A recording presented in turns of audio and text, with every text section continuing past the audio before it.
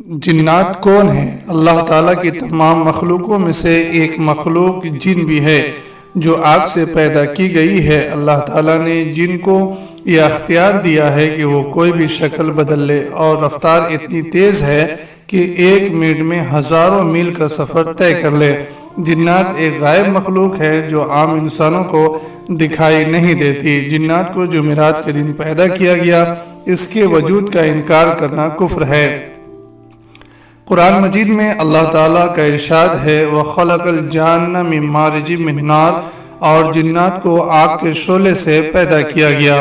حضرت عائشہ صدیقہ رضی اللہ تعالیٰ عنہ سے روایت ہے کہ حضور اکرم صلی اللہ تعالیٰ علیہ وسلم نے ارشاد فرمایا فرشتوں کو نور سے اور جنوں کو آگ سے پیدا کیا گیا، اور آدم کو اس چیز سے پیدا کیا گیا جو تمہارے لیے بیان کر دی گئی، یعنی مٹی سے۔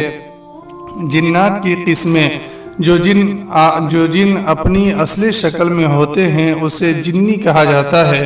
جو جن انسانوں کے ساتھ رہتے ہیں انہیں عامر کہا جاتا ہے۔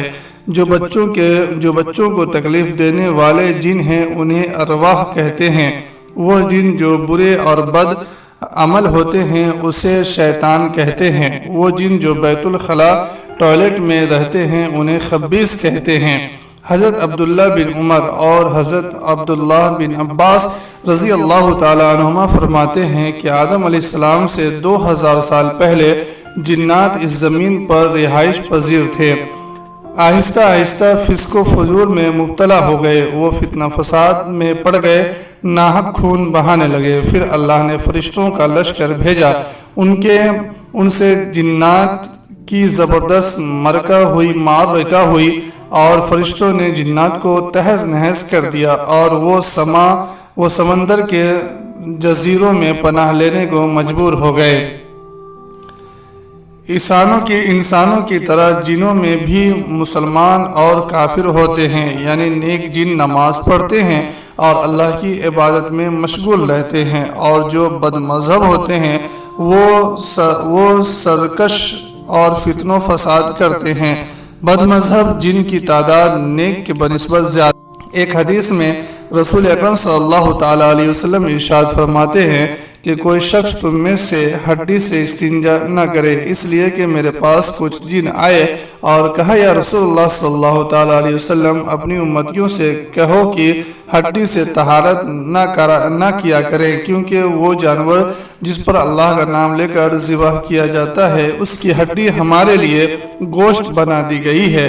حدیث سے معلوم ہوا کہ جناتوں کا کھانا ہڈی ہے، اور اس سے استنجا یا طہارت کرنے سے آپ صلی اللہ تعالیٰ علیہ وسلم نے منع فرمایا ہے۔ ایک حدیث میں ہے کہ آپ صلی اللہ تعالیٰ علیہ وسلم قضائے حاجت کے لیے کچھ دور تشریف لے گئے کہ وہاں سے کچھ آوازیں آنے لگی۔ جب آپ صلی اللہ تعالیٰ علیہ وسلم واپس آئے تو صحابہ کرام نے پوچھا کہ وہ آوازیں کیسی تھی، تو آپ صلی اللہ تعالیٰ علیہ وسلم نے فرمایا 2 جنوں کی جماعت رہنے کے لیے آپس میں جھگڑ رہی تھی، اور وہ سب میرے پاس فیصلہ کرنے کے لیے آئے، تو میں نے نیک جنوں کو پہاڑ پہ رہنے کا حکم دیا، اور جو برے اور سرکش تھے انہیں نچلی جگہ میں رہنے کو کہا۔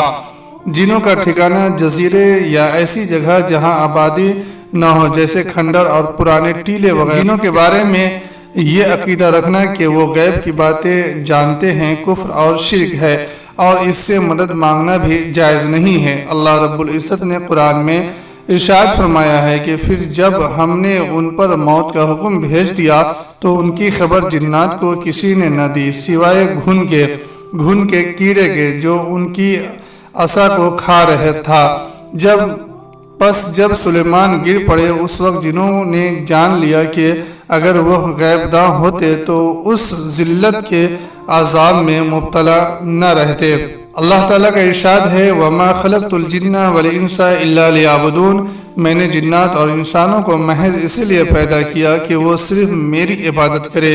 انسان اور جن ایسے 2 مخلوق ہیں جن سے قیامت کے دن اللہ تعالیٰ حساب لے گا کہ دنیا میں کیا کر کے آئے۔ اللہ رب العزت نے انسان اور جن کو یہ اختیار دے رکھا ہے کہ دنیا میں نیکی یا برائی کرے، پھر نیکی کرتا ہے تو اس کا بدلہ اچھا ہوگا، اور اگر نافرمانی کی ہوگی تو اس کی سخت سزا ملے گی۔